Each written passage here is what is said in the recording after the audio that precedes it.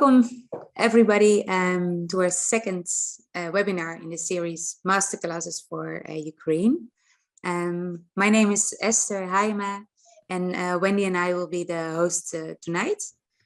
Just a short introduction. Wendy is from World Psychologists, a foundation that focuses on making mental health care accessible for everybody with the use of a huge network of volunteers. And I am from Psychologists, which is linked, but we are trying to connect the international psychologists to the Dutch mental health system, so our professionals can get paid for what they're doing. Maybe we should say a bit about the series as well, Wendy. Yes, welcome everyone. We set up 6 webinars, and tonight this is our second one. And we have also a topic of sexual violence and youth and addiction and grief. And today we have Maartje and Irina, and we are talking about how to cooperate. And we will start with the take-home message. And the take-home message is, it is possible to work together. So for all our Dutch psychologists and all for our Ukrainian psychologists who are listening right now, I think this will be very interesting because you both are pioneer and you figured a little bit already out and it works. So if there is if there is question, you can ask in the Q&A questions, and we will see during your presentation what's coming up with the audience. And I think it's also very important when the webinar finished and there are psychologists from Ukraine or the Netherlands who want to have the cooperation, please contact Esther. She will also add her email address in the chat. Psychologists can provide and see if you can make a match. So that's we want to tell you before we go for the introduction to you, Esther. Yeah, because we're very excited to have Maartje and Irina here tonight. We were and personally was looking very much forward to this webinar. I'm very curious what you are gonna tell us. Just a brief introduction. Maartje Lindemans is a psychotherapist with a lot of experience in working with personality disorder and psychotrauma. She has worked with some of the bigger mental health care institutions, but has now her own practice in Utrecht. And besides the clinical work, she's also a trainer and set up her own training center, EMDR Now. Exactly. EMDR Nu, I have to say. And Irina, she's from Ukraine, and she's a clinical psychologist with a focus on positive psychotherapy and emotional focus therapy. And she has a lot of experience in working with families and children as well. I think you're going to tell us much more about it. And like Wendy said, you are actually the first couple we know of that are working successfully together. And we'd love to hear about your collaboration. Yeah, thank you. Yeah, we want to talk about, how we met and how we started pioneering without knowing we were pioneers for that matter. We just thought maybe we could work together, and that worked out really nice. And we gathered a lot of information.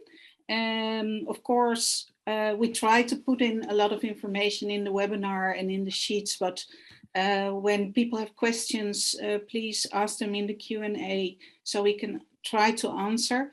But also, if we we are not telling information that you have, please feel free to share as well, because, that's what pioneers are. They are still working out a lot of things, and it would be nice to share also. So by sharing, I start sharing my screen with the PowerPoint. First, because this is the most important message, I think. We can work together, and the last point on the screen is what is important, I think, is also to have fun together as colleagues. You see a picture of Irina and me last Saturday. We went out. We went to the performance of a band, and the band is the reason we are together, actually, because my husband is the drummer of the band, and there's also a pianist, and he is also a psychologist who teaches in Kiev. And when the war started, he went to the border with Ukraine, and he brought about 30 psychology students to the Netherlands. And also he brought Irina with him. He knew Irina for quite some time because he's a colleague of your mother. Is that right, Irina? Yes, and I'm his former student. I participated in his course in Kiev and here in the Netherlands. So they know each other, and as you can see, the band was together for 25 years, and it was a very big celebration. And Kilian and I know each other from our study in the Netherlands, but he went into a whole different kind of psychology, and he phoned me and he asked, well, would you like to tell Irina something about the Dutch mental health system? Because she really, really would like to work. She's in the Netherlands, and well, she needs the income, for example, but she also needs to be up and running, because otherwise, of course, that's what Tim talked about last week, I think. You might start, well, ruminating and everything, and it's good to have a purpose and to feel needed and to be able to work in the Netherlands.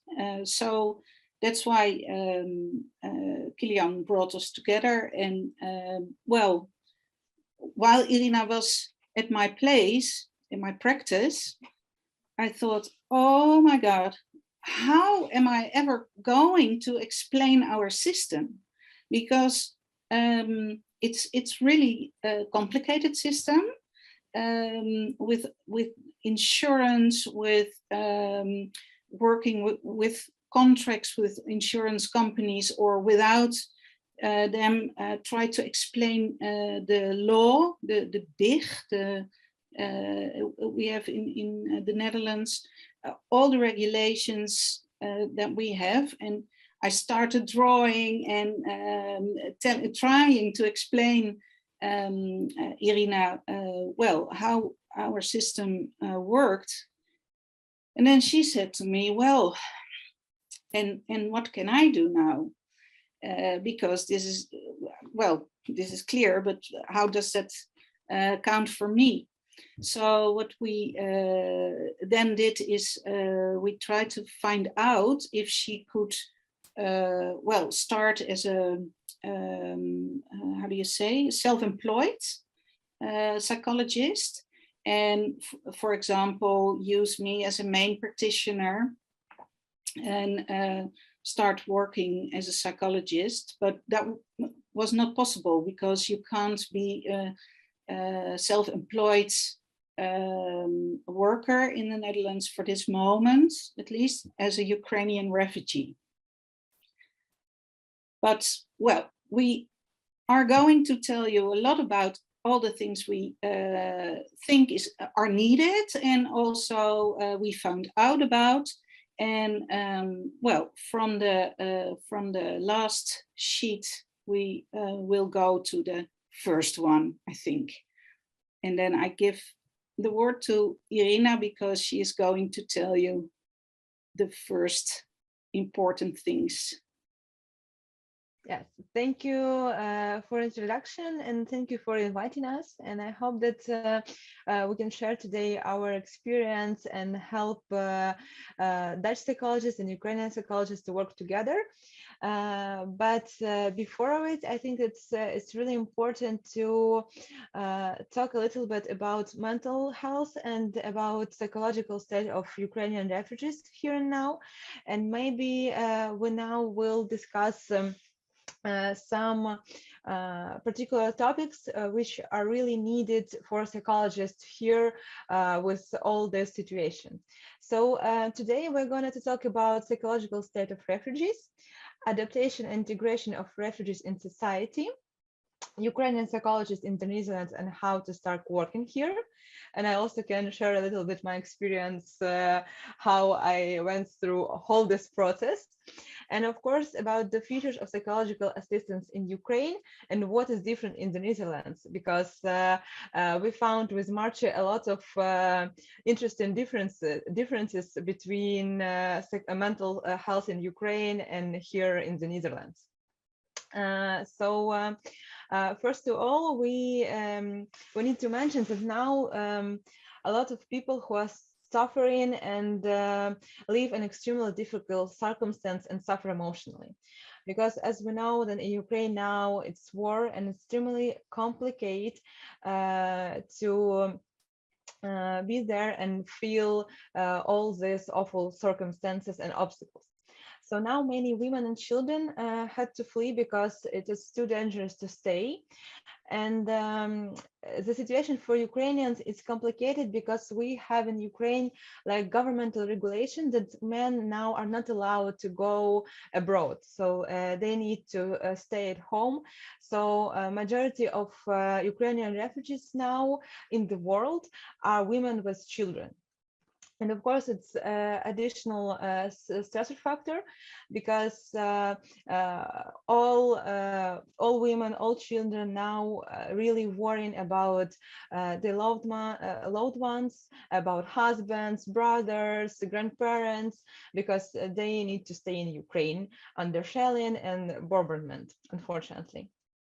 So of course, all of us now living in uncertainty about and we all have a lot of questions. When will it end?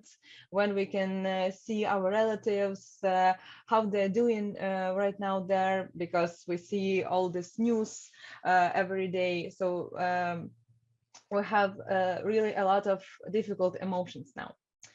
And we must understand that all refugees had different traumatic experience now because they arrived in the Netherlands from different regions of Ukraine. Some parts of Ukraine were more shelled, some less, but still all of they proceed with a complex psycho-emotional state. So we need to remember that of course, every individual is unique and their circumstances are also unique. But definitely they all report stress and emotional reaction at what's happening now in Ukraine and what they experience in Ukraine and during the road here to safe place in the Netherlands. And since the Russian aggression starts in Ukraine, we have here in the Netherlands over 60,000 Ukrainian refugees. And of course, we're all extremely grateful and want to say thank you for support from Dutch people and the Dutch government. And I think that we need to say a little bit more about reaction which refugees can have now. And the main idea that all reactions now are normal reaction to abnormal events. Because of course, war now in the 21st century, it's something abnormal. And now we have like the list of common symptoms which may occur after traumatic event. So that could be denial and repression of painful experience when it is impossible to remember the situation in detail, feelings of guilty because We flew from Ukraine, and still we have friends and relatives who are staying in Ukraine in a dangerous situation. Mentally, we're experiencing the trauma, for example, with flashbacks, increased irritability for some situations which in normal circumstance you will never react. Fears and panic attacks, sleep problems and nightmares, outbursts of anger with quite usual situations, self-doubt and low self-esteem, distrust of everyone around, because we can feel insecure ourselves everywhere. And of course, we also can see withdrawal from normal life and relationships, feeling unable to control our life and relationship with other people. And sometimes we can see compulsive and obsessive behavior. And as we know from the research, that around 80% of people after a traumatic event can cope with it and without PTSD. But still we have 20 and 25% of people, refugees, who may develop post-traumatic stress disorder. And additional to PTSD, now many refugees suffer from the fact that they have lost friends or family, and in many cases are separated from their loved ones, and also that puts all refugees in the risk of developing additional mental issues. And of course, adaptation here in new country to new culture, new language could be also additional stressor factor. And as I mentioned before, that now majority of refugees are women with children. Of course, we need to say a few words about children's reaction. Because we have here a lot of children and adolescents with in different age groups. So first of all, we can see like physical symptoms. For example, that could be headache, slaughtering, enuresis, digestive disorders, exacerbation of chronic diseases. There's also we can see, for example, in teenagers, isolation, like this behavior reaction when adolescents just don't want to communicate and have quite infantile behavior. For example, I don't want to do this, everything is okay with me, I don't need any help, I will not do any additional things, get away from me, everything is okay. So we need to understand that it's also kind of protective and coping behavior. With younger children, we can see like kind of regression of a child skills, because now many children, due to stress, stay in regressive state. So they like kind of roll back in behavior and reactions to an earlier age. So we can see that they can like whine, talk like a child, fuss. It's also a reaction to stress. And of course, as we know, that in stress, cognitive functions are suppressed, and it can be difficult for children and adults to maintain concentration and be in focus. And also, we together with Marci create like the list which steps are important now and which information should be provided from specialists to Ukrainian refugees. So now we understand that for many Ukrainians, their life is divided into before and now, and we are all uncertain. So it is important not to ask people about the future, but to focus on the here and now and about all the possibilities which Ukrainian refugees have now. It's also important not to leave a person alone with emotion, especially if the person is willing to talk to us about what happened and what he or she went through. Because of course, if we are silent and pretend that nothing happened, it also hurts. So the best way to react now is to normalize and to say to people that all your emotions are normal. So we need to normalize emotions, thoughts, and feelings. And it is really important for a person to confirm that I am okay, I'm not crazy, and now really I am a difficult life situation, but I can go through this. Another thing which is also important, that now we are safe, because human psyche can still feel that you are in the center of catastrophic experience. And if the situation allows, it corresponds to reality, we need to show and tell the person that he or she is now in a safe environment, and it's not threatened. Of course, we need to build additional communication. So it's important to say that I'm worried about how you feel now and I want to talk to you, but I also respect you if you don't want to talk and share your experience and your emotions. But sometimes we just need to create the safe place and give this opportunity to people start to talk about all they saw or what they experienced before in Ukraine or during the road here. And also it's extremely important to connect people to all the media which are now available in the community. So there are now a lot of alternatives to convey information. For example, WhatsApp, for Facebook.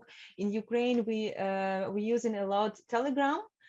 It's something which is similar to WhatsApp, but there we have a lot of channels, and even now we have special channels for Ukrainians in the Netherlands, where people can discuss information, look and answer for different questions, and share information about different activities or mental health or psychological health.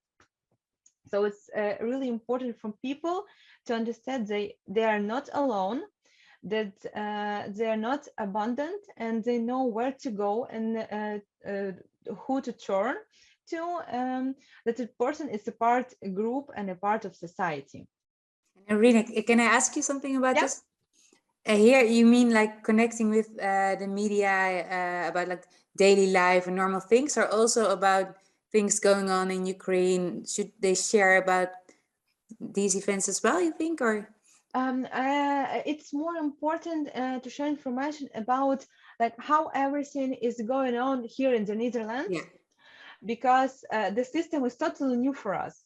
We used to have a different culture. We used to have different mental health system. Like we don't have insurance in Ukraine. So just, I know, maybe like 3% of population in Ukraine have insurance. So we have a kind of different system, and we're gonna to talk more about it. So now we have really extremely big amounts of questions how everything works. So for Ukrainians now, it's really important to find this information. And unfortunately, but not all Ukrainian people speak well English. So if even we can find information in English here on different Dutch websites, sometimes it's just impossible to read it, because you need to find English versions and you need to translate it. So it's really now crucial to share information about how all systems in the Netherlands works, and where you need to go, with whom you need to contact, and how you can get answers on your questions. And can you mention some names of these channels as one of the questions, or maybe later on in the chat? Yes, I think that we will add it also to that list, which we will create with Marcia about the websites. Great. So we will put there also these channels from the Telegram. The app is called Telegram, isn't it? Yeah. It's called Telegram. Yeah. So you put it in the presentation, and the people who are listening now, they can have the presentation, And the people who are not able to listen to this webinar, they can just see it on the slide when they just continue, when they looking back to the recorded. And the recorded version of this webinar will be on World Psychologists website and also the website of Psych Global. And Cflix, I think it's not that long possible to see afterwards, but they have the live webinars, and to see it later on, you can see it on our website. That's great. Yeah. Yes, and I also want to add here that it's really important that this information should be like fixed somewhere, because as we know that cognitive functions do not work as they normally would, and the person can quickly forget information or not to remember where he or she saw it. So like we really need to put all this information in one place and to have easily access to this. Marcia, maybe you will add something about these steps. Well, yeah, I was just thinking about an example of well, something we made fun of when we just met. Kilian introduced us together, and then he said, well, I let you talk together and I'm leaving now, but you are going to Zundert tomorrow. And I was like, where are you going? You came to the Netherlands and now you're going to Zundert. I haven't been there myself, and I wouldn't even know where Zundert is in the Netherlands, but you were going to Zundert because there you could get your BSN number a lot quicker than in Amsterdam. And so I don't know how you came by the information about Zundert, but well, we were laughing about it, but it turned out to be very important because you needed to register and to get this what we call BSN number. And well, to do that quickly, it was better for you not to apply for it in gemeente Amsterdam, as it was really, really busy over there. And so someone took you to Zundert. And now for me, the rest of my life, Zundert will have a different meaning. But it shows how well, how helpful it is if you come in contact also with Dutch people who are willing to lead you, to take you by the hand and tell you, show you, bring you to places where you can, well, do things that are needed to stay in the Netherlands. So when you say we need social support, it's not only the social support from each other, from the Ukrainian refugees, but also the Dutch people can play a big part in providing social support. And also, well, what is also needed, and you added this, Irina, had to provide the refugees with the information about how the Dutch healthcare system works. And because that's also quite different from what the Ukrainian healthcare system is. And well, when we were trying to find out what information is needed and how do you go to a psychologist, for example, we found out that even I didn't know what exactly is needed, which steps are needed for a refugee to go to a psychologist in the Netherlands.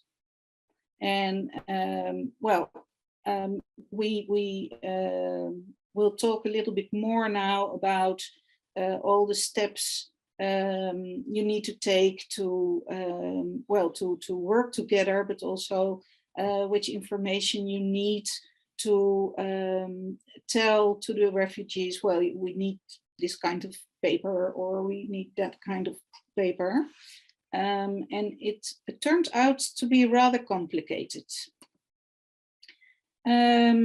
So what I actually this was another form to fill in this afternoon. I was trying to get this picture and I had to pay for it. It's a paid picture, and I had to fill in a form, and I thought, well, that's okay, that's another form, no problem. I will do it because I really like the picture, and well, we need to start working together, both psychologists from Ukraine and the Netherlands, and not only because of the language problem.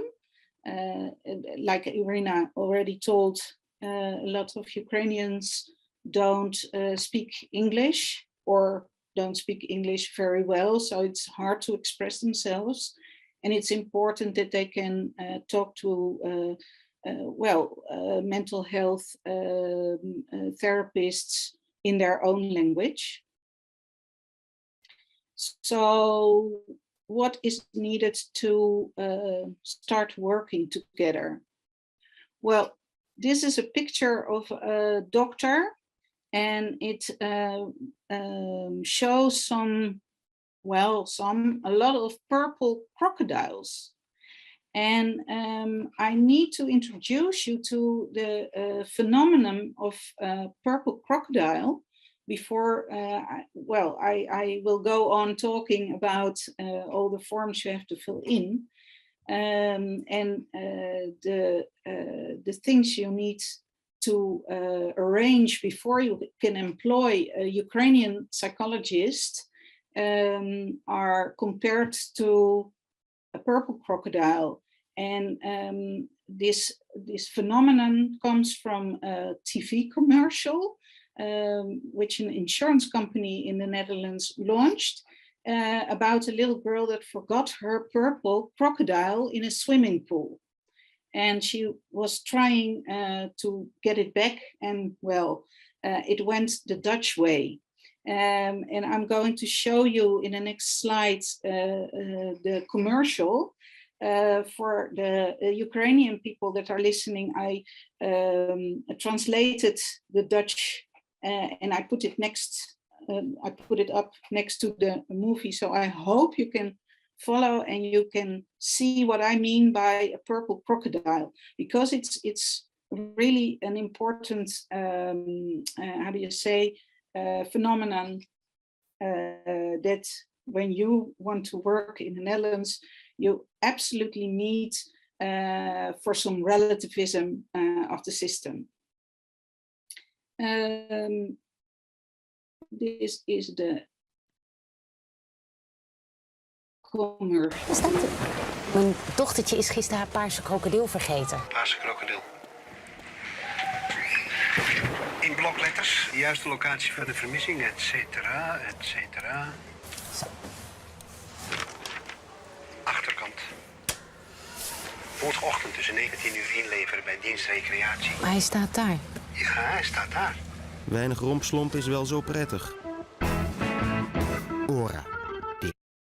Well, we don't want the commercial for Ora, but I wanted to show you what is meant by purple crocodile. So it means paperwork that is not really necessary or unnecessary, difficult to fill in. And that's what I stumbled upon with Irina. We had to fill in a lot of forms, and we found out that there's no, central point where you can fill in everything at once. You have to find out about all the different steps one at a time and take one at a time. So it also takes up a lot of time before you are ready to start working. We put down a list for refugees who wants to apply for jobs, and it's for the refugees, for the Ukrainian refugees. At this moment, it is they are able to look for jobs without having a working permit, because there is this European regulation that when you have temporary proof of residency, which means you go to, in the Netherlands, you go to the Immigratie- en Naturalisatiedienst, IND, and you fill in a form and you show your Ukrainian passport. They will hand out stickers. Don't ask me why they are using stickers, but they hand out stickers you can put in your passport to show that you are under this special regulation from the European Union. And it's valid until the 3rd of March in 2023. And with this sticker, you can work in the Netherlands without having to get a working permit. Also, I told you about the burgerservice number. Ukrainian refugees have to be registered at the gemeente, and then they can obtain a citizen service number. We call it BSN, and together with the temporary proof of residency, you can work in the Netherlands. At this moment, there are a lot of initiatives for Ukrainian refugees to, how do you say, there are all those agencies that try to find jobs for Ukrainian people. But there are a lot of jobs in restaurants or cafes or in cleaning or whatever. But when you want to work on a other level, like you did in Ukraine, for example, then also it can be a good thing to let your diplomas be checked in the Netherlands. So that, when they are kind of equivalent to Dutch diplomas, you can convert them, or they will convert it for you. And then you can, work as, for example, a psychologist in the Netherlands. So that's what every refugee has to do. And then if you want to work as a psychologist, it is important that you find a Dutch colleague who is registered in the BIG register, which means the jobs we do in healthcare, mental health care, but also in normal healthcare. In the Netherlands, we have to register to be able to perform in our jobs. And you need to have a big registered psychologist that will commit to you as a main practitioner, which means that the responsibility for the for the treatments is finally at the person who is registered in the BIG. And also, because Irina and I thought it would be enough just to work together, me as the main practitioner and Irina as the psychologist. But that proved not to be the thing, because you need a contract. As a refugee, and also as a Ukrainian refugee, you can't be self-employed. So you need to make up a contract, and you can do it, for example, like Irina and I did. I'm Irina's employer now. She works in my private practice, but you can also, of course, be hired by a mental health institution in the Netherlands. And I was talking to my accountant about the possibility of doing a 0 hours contract, because we didn't know in advance how many hours there would be work for Irina. But she told me in the CAO GGZ, it's not possible to do the 0 hour contract. So if you would provide your psychologist, your Ukrainian psychologist, with a contract for really a psychologist, then you have to, well, talk about how many hours you want to work together. It's advised to set a temporary contract until the 3rd of March 2023, because that's when the regulation of the European Union ends. But and it's talked about already that it will be prolonged for another 6 months, and after that it also can be prolonged for another 6 months. So that's what you could do also with the contract. When you know the regulations are being prolonged, you can prolong the contract.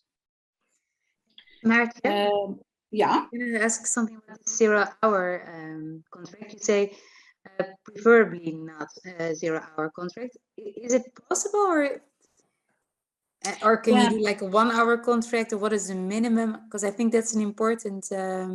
Yeah, well, my accountant says when you want to work with the CAO GGZ, then it's important to at least do 8 hours a week. Okay. Yeah. At least. And but there are ways around the CAO. So if you would like to work on other conditions, then you can work around this. But for me, it's important. Irina is coming to work in my practice, where also about 6 other psychologists are working, and they are all in CAO GGZ. And so I thought it is important to me to give Irina the same contract.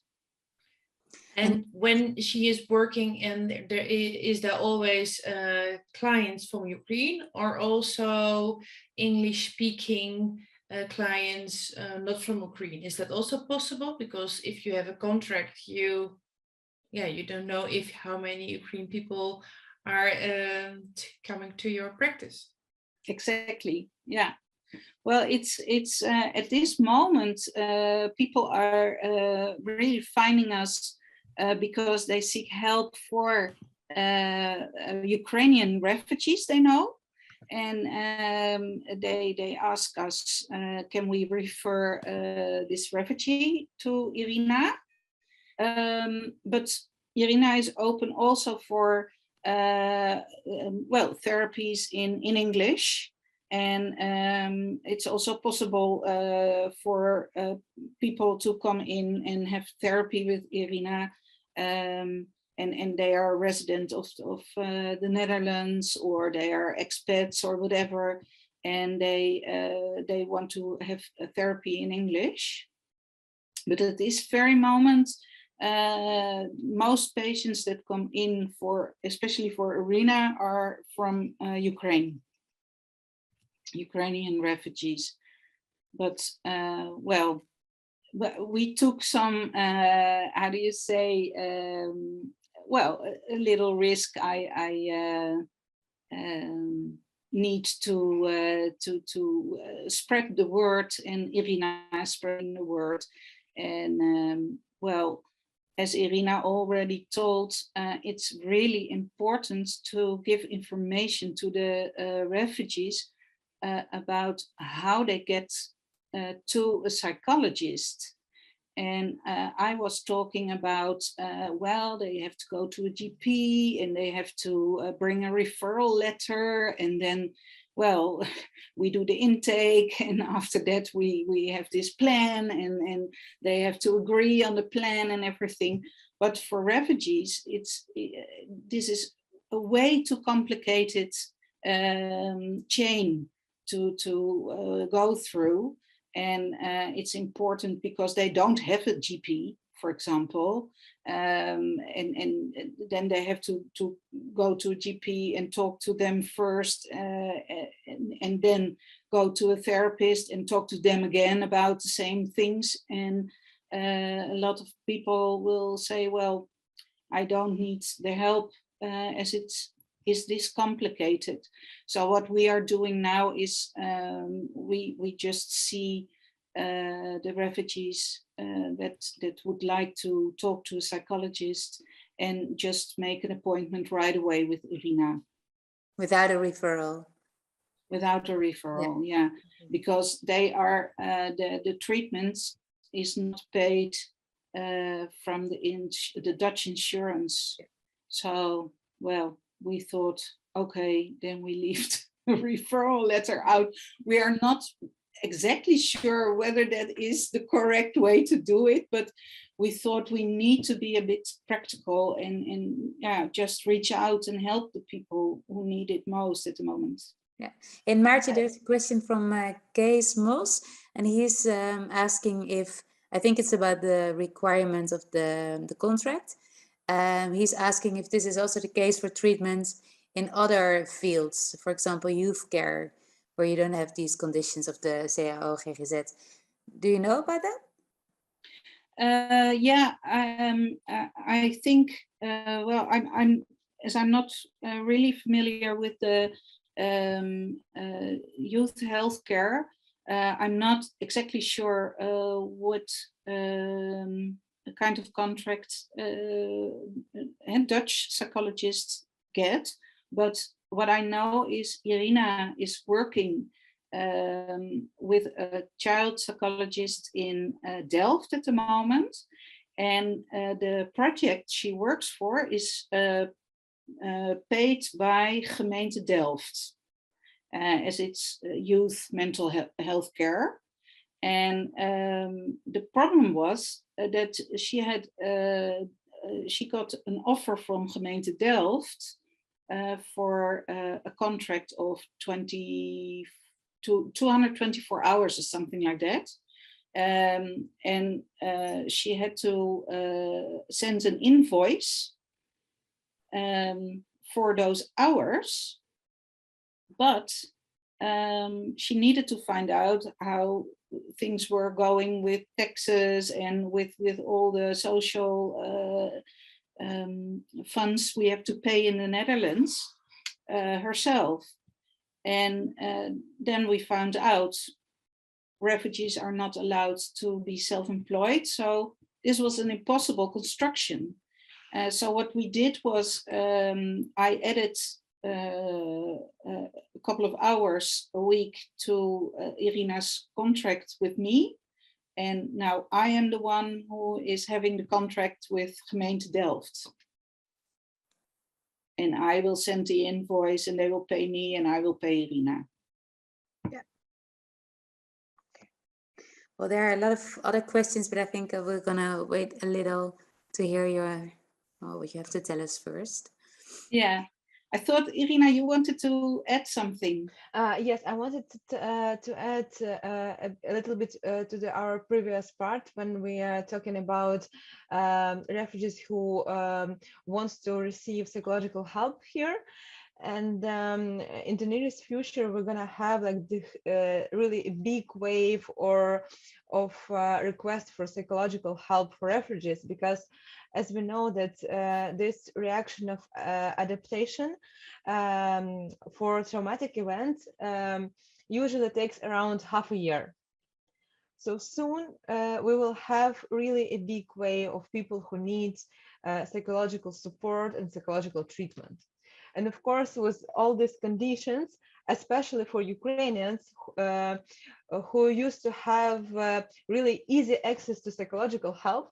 So we don't need this procedure to go to doctor, to have this referral letter, then wait for appointment for a few months.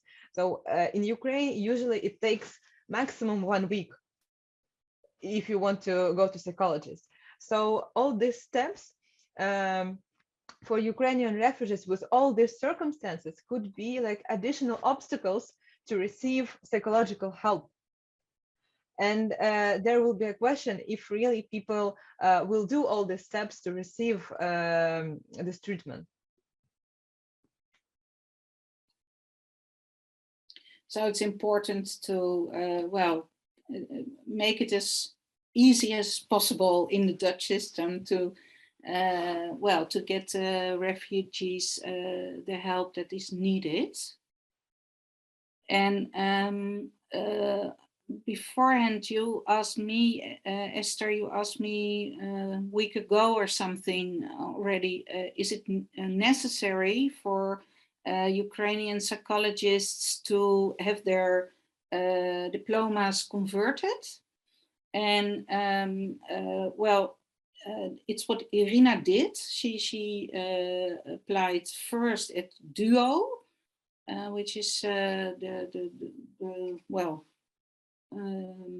how do you say, the organization in the Netherlands for the university degrees. And it took such a long time for them to respond. And then Irina got a response and they told her it would take another 4 weeks to look into something. And then again, it would take another couple of weeks. So Irina decided to had her Ukrainian MDs, so master degrees, evaluated with a paid service. And there are different paid services in the Netherlands. You can find them also on the internet. And she paid and she got rather quickly her Dutch master degree. So that's a nice thing because now she can call herself a basic psychologist. But she also told me that a lot of her colleagues did the same, and their master degrees were converted to bachelor degrees, in Dutch bachelor degrees. And we're not sure what the difference is between, well, Irina did a lot of extra courses and she's got 2 MDs. Maybe that made a difference. We're not sure about that. But I think it's not really necessary at this moment, this point of time, to have your master degree converted to a Dutch equivalent. I'm going to the next slide, where we talk a little bit about the BIG register, because that's something I started to talk about to Irina, and she was like, what? This is all in the law? How is that working? So in the Netherlands, you can practice as an independent psychologist when you are registered in the BIG register. BIG is beroepen in gezondheidszorg in Dutch, and translated it is professions in healthcare. And it is not only for the mental health care, but for all the other healthcare as well. And in the Netherlands, we try to regulate and check the quality of mental health and it's protected by this law. And well, we try to protect our patients from incompetence or negligence. And it's important, if you want to work in the system of the healthcare, so the insurance companies will pay for the treatment you give to the patients. It's important to be registered in the BIG register, and to get to that point, after your master degree in the Netherlands, you have to do a long-term postmaster education. And after finishing this education, you can register in the BIG as, for example, a psychotherapist. And we have also other titles. I'm not going to go into that at this moment because, well, it will be too difficult. Irina was a psychotherapist almost when she had to leave Ukraine. And she was not yet registered in Ukraine, but well, we tried to ask the people of the BIG register whether she could apply to be a registered psychologist, GZ-psycholoog. But that's not possible in the Netherlands when you don't speak Dutch. You need to speak Dutch to get access to the exams you need to take. And so you have to speak Dutch, you have to take exams, and they will establish your well, psychologist level. And mostly they will also tell you you have to take extra education before you get into the register. So that's a very big step, which a lot of psychologists can't take, Ukrainian psychologists at this moment, because of the language problem. So if you want to stay in the Netherlands for a longer time, well, it should be best if you learn Dutch as soon as possible. But it is possible without the big registration. But you have the construction you did. But if you want to have the big registration, you need to do the Dutch exams. Exactly. Yeah. But for now, it's possible to do like also mental health for if it is by insurance, by companies, by insurance company, they will pay. Yeah, because you will work with a main practitioner. Hoofdbehandelaar of regiebehandelaar, we call it in the Netherlands. And in that construction, like all the basic psychologists in the Netherlands, the Ukrainian psychologists also can work in that construction. So that's no problem at this moment.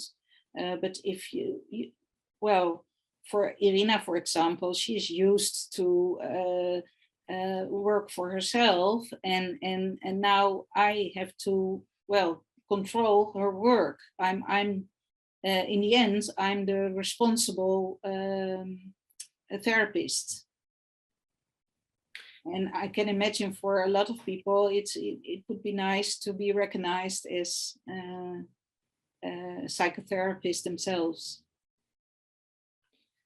Yes, and there's also a question.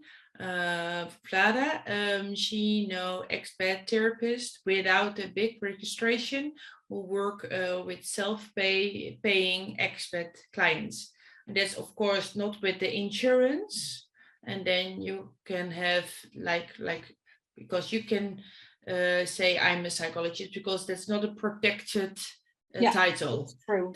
So if you make a website and you say, okay, I'm a psychologist, and expert want to pay, or people just want to pay for a consult, that's fine. You can just do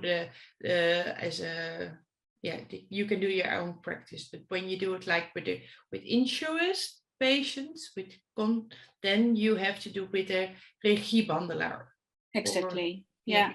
But the problem at this moment is that only the people who are resident or have a working permit in the Netherlands can start their own practice.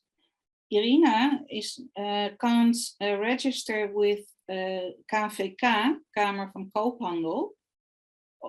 All Ukrainian refugees can't do that at the moment. So you can't work for yourself and get paid legally at this moment. Yeah. You understand? So for now, that is not possible, but maybe in the future when Ukrainian refugees will be residents of the Netherlands or getting the working permits, well, then it's possible as a psychologist, of course, to work with self-paying people. And one of the things Irina was told when she got her MD, her Dutch MD, note that psychologist is not a protected title in the Netherlands. And so she was really happy to get the title, and it's not a protected title. So, my neighbor can call herself a psychologist as well. So that's a bit strange to explain, but that's how it works in the Netherlands.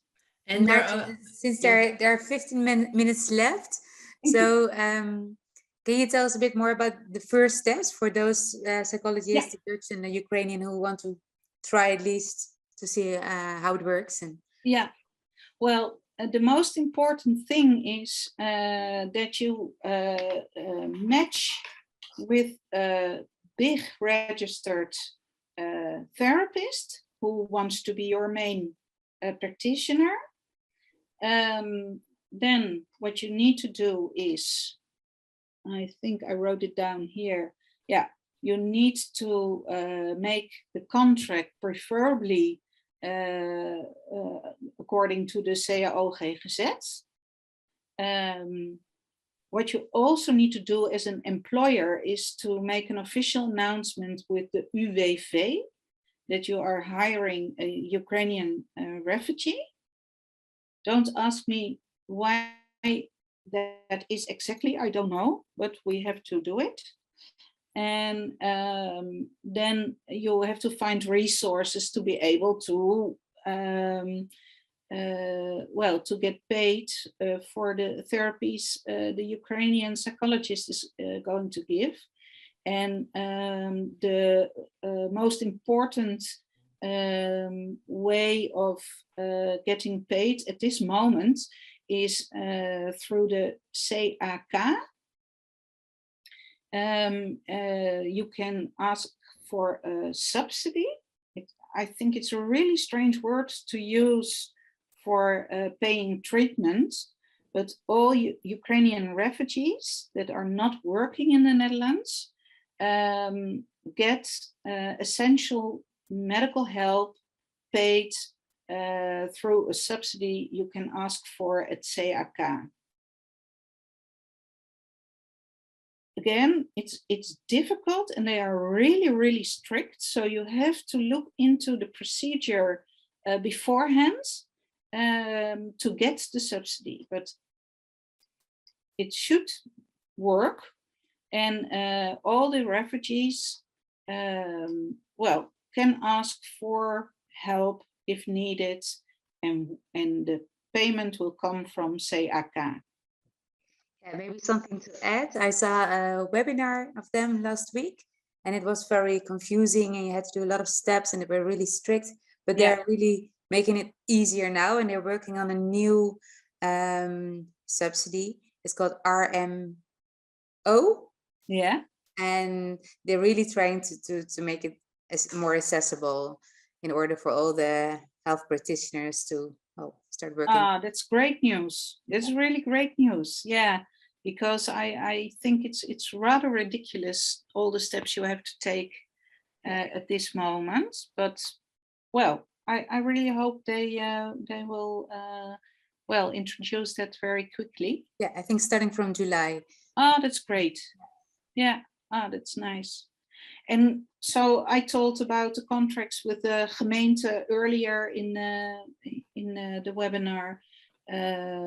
So that's also a possibility, but you as the main practitioner or as the employer need to take the contracts and pay the Ukrainian psychologist a salary. And Maartje, can you tell a little bit more about CAK, what it stands for, what it's exactly? Yeah, I've been looking it up this afternoon and I wrote it down somewhere and I totally forgot what it means, but it's really like a government, and it's a government, and it's about it's when I look on the internet, it's about people who not paying or not have no insurance, I think. Exactly. Yeah, it's the payments come from what we have in the Netherlands is called AWBZ. A long time ago, all the mental health was paid for by the government from the AWBZ, and now the CAK is also paying the subsidies out of this old AWBZ system. So you mean that when there is a Ukraine client at your practice and Irina is doing the treatment, yeah, the CAK is paying that treatment? Yeah.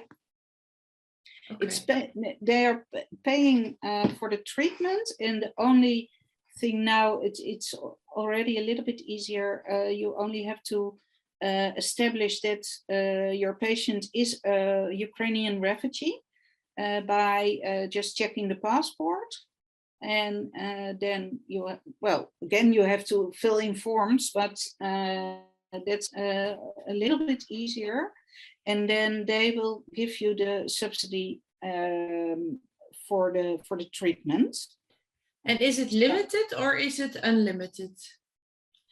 Well, actually, that's a very good question, and I don't know yet. Okay. But as I understood it from the temporarily law that is effective at this moment, you can get all the help you need, as long as it is necessary, and it's in what we call the basisverzekering in the Netherlands. Yeah, and you and the salary you pay to Irina, is that all the money from the CAK she get, or is that did you have, because the insurance maybe other things of the practice you do? Can maybe, I don't know if it is okay to talk about that because it's about your salary, but a little bit to see how the is if it is enough money compared to the salary, for example. Yeah, I don't know yet. I thought it would be fair to give Irina a normal CAO GGZ salary. So she is paid as a basic psychologist with a couple of years experience, and that's the salary she gets. And I'm not sure whether the subsidy and the gemeente Delft pays enough, but for me, I want to pay this to be fair, and in comparison with all the other psychologists in my practice, I think it's fair to give her the same salary. So we'll see in the end. I'm not sure about it. You also need to take a little bit of a risk sometime. And maybe compared to the time, we have to continue quick. So Yeah. to be continue and to see if you need. Yeah, so I think that it's important now maybe mention some cultural differences, especially the mental health system. So now in Ukraine, we have like active development psychological culture. So in general, psychological field became popular maybe last 5 years, and mostly among young generation, so people who are under 30. And with older generation, we still have sometimes the stigma that if I'm going to psychologist, that means that something wrong with me, or maybe I'm crazy, or I need additional help. So now we are really in this active development process.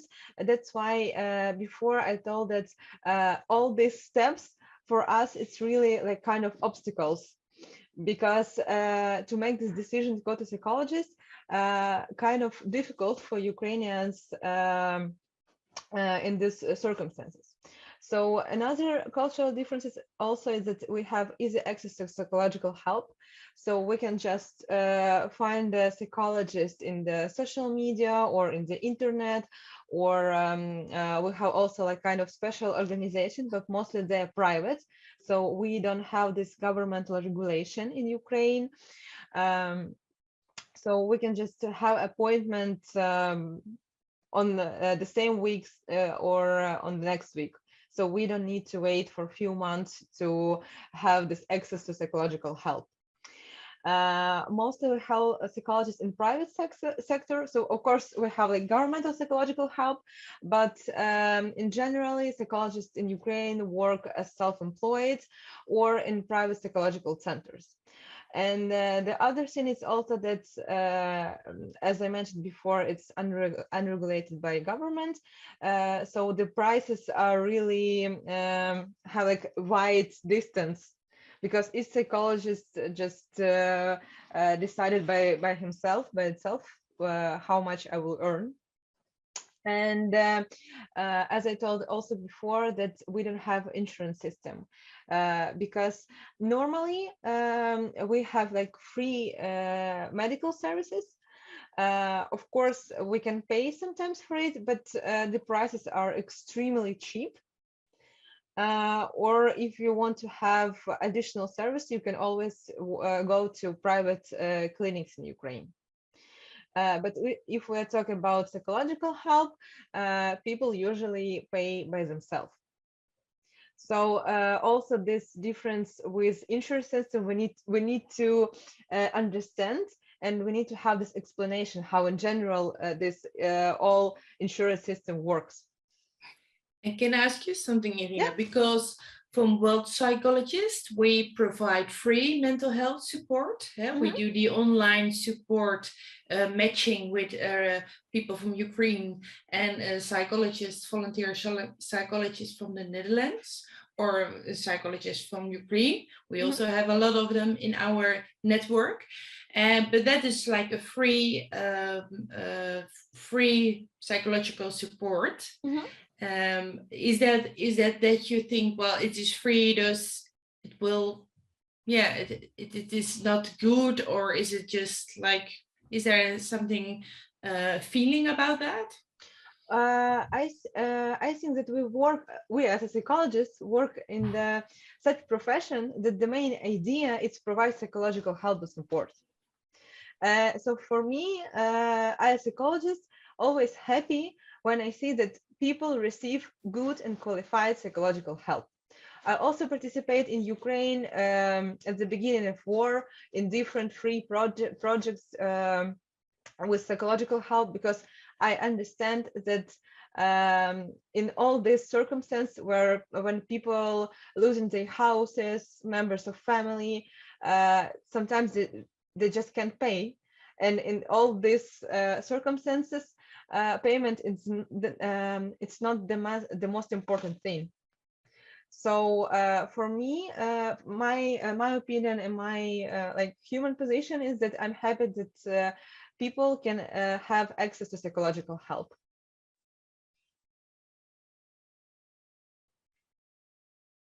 But then the next thing is that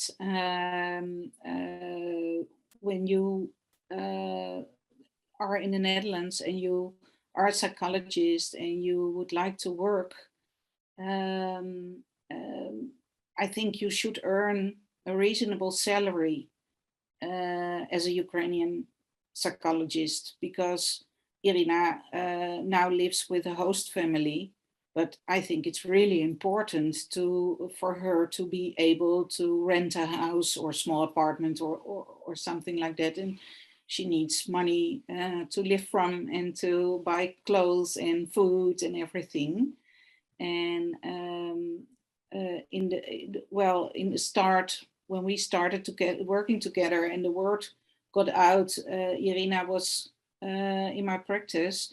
A lot of people asked for her help for free, and now I told some people, no, we are not doing it anymore. You have to pay for her advice, because we need to provide for her salary at this moment. So I'm always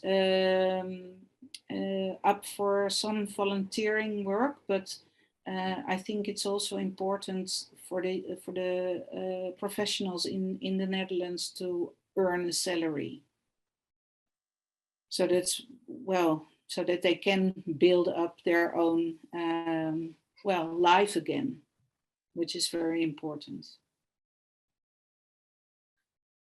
Yes, and then Irina, something about the stigma. Can you tell your friends, I'm going to see a psychologist, or is it not that you're talking about that right now? Usually when like in my generation and in people who are around 30 and under 30, like we are more free to talk that that I feel that I need additional help or I need support, so I'm calling psychologist.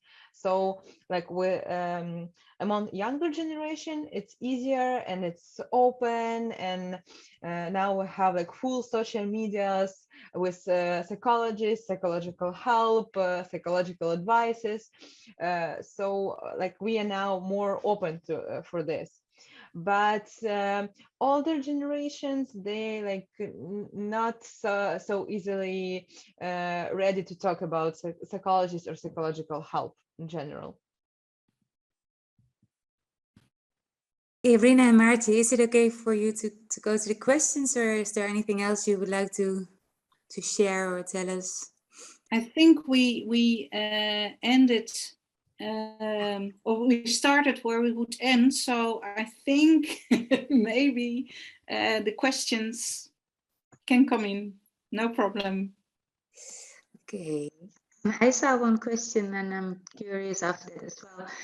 Do you need to have an official diagnosis for the client you're seeing in order to declare the cost with the CAK or with the RMA, the other place? Do you need to diagnose it? Because last week with Tim, we were talking about being careful too soon going into psychological disorders. And yeah, well, it depends. If you really start psychological treatment and you ask for the subsidy, you need to how do you say, tell about why you need this is a necessary help.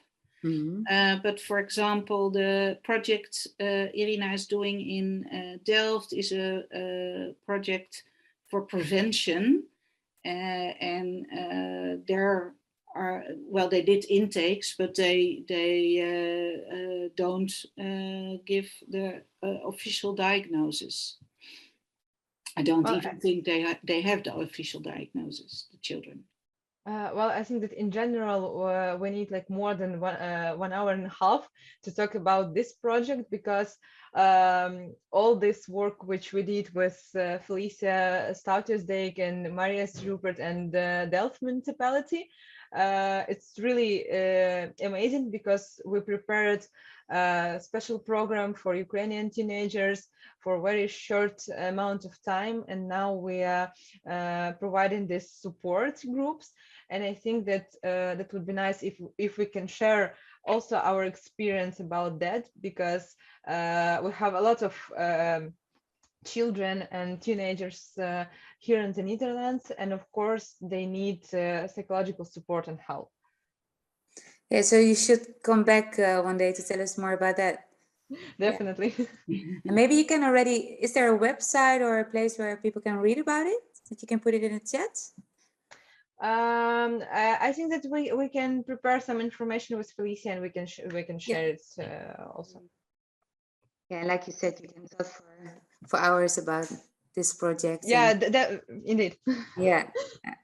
I think one important question from Ala, she is asking if she can refer Ukrainian people to you and how she should do it. Well, I think you're already quite busy with all the people you're seeing in all the projects, but do you know how people can refer clients to you or to other Ukrainian psychologists? Well, the same way, I think, so they can write to me or to Marcia, and we can provide them psychological support, psychological help. And also we have community of psychologists, and last webinar we saw Valentina Parobi, she's the leader of this community. So we have around like 100 psychologists from Ukraine here in the Netherlands. Yeah. And maybe good to mention, I see a question from Claire as well. And she said, like, years ago, I heard the message that, well, that it was not allowed to be connected to someone and to start working.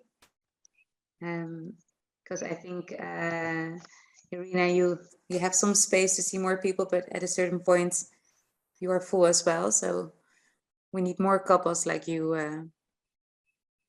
Yeah, I think at this moment, well, Irina has some time left, a little bit of time, but I think it's really important to get a lot of couples going in the next few months. Yeah, and well, if people like to refer, they also can go to my website. Irina is also on my website. And you can always contact us, it's no problem, and we will see if Irina has some time, or we can refer to another colleague. Nice. Wow. Let's see if there is any question left. One question was also about recordings. It is recorded. And it has to be edited first, and after that we put it on the website of World Psychologists and also Psych Global. So on Cflix is only the webinar live, and the recorded are on the other websites. For the next week, it's also important that to sign in again. So every webinar you have to sign in, then you get a new link. And yeah, what can we tell more? Just you're mute. Sorry.